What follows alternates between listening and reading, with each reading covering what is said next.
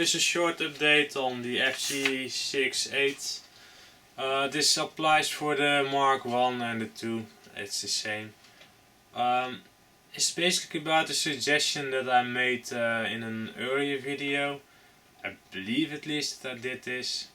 Is to use a weaker spring for the Mac release and to use PLA Plus for the parts right here, especially for the part that interacts with the magazine.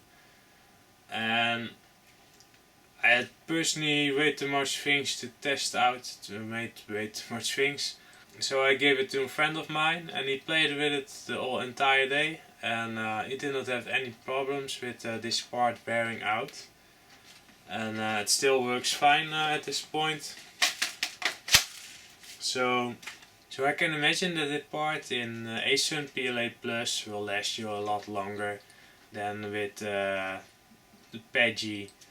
I used to be a fan of PETG, but it was also the thing I just started out with because I was hearing on the internet like, oh, that's good material to build things with and things like that. But I have to agree with a lot of people that I hear around me. It's a soft material. It really is. It is really easy to use a knife and kind of cut away things. But it is also kind of soft when you press on it. You can deform it a little bit, things like that.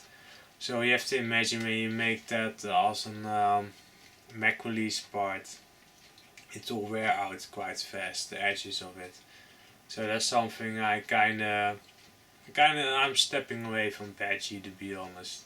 But yeah, that was really it. Yeah, and then the thing I wanted to say, that definitely using Esun Pla Plus will improve those parts. The strength is a lot stronger.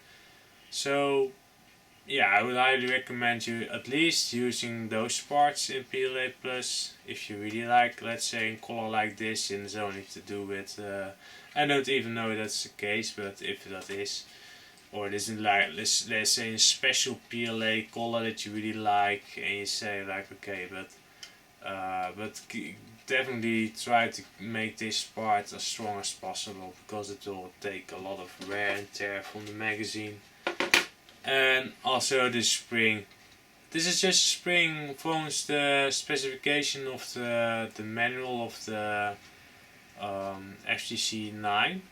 But mine's older springs that I used were also kind of on spec, but for some reason those type of springs were really stiff, really hard, to the point that they want to bend the bar even. So they are pressing so much on it that they start to bend the bar. So that was kind of at the point that I was thinking like, you know, maybe this is just too stiff anyways. So this needs to be way softer. So just take a look at that and change that out, because there's no need to press so hard on it that it starts to deform parts. That's kind of silly. So yeah. So in case you're still wondering about it, there's still some testing going on, things like that. So but overall it's a pretty well-rounded platform. Personally I was playing with this one. Testing out mainly the magazines. The magazines need some work still, but they are getting there. But that was what I was testing, and then a friend of mine was testing this one. And yeah, I'll maybe show some footage of it, but that's pretty much it. See you guys next time.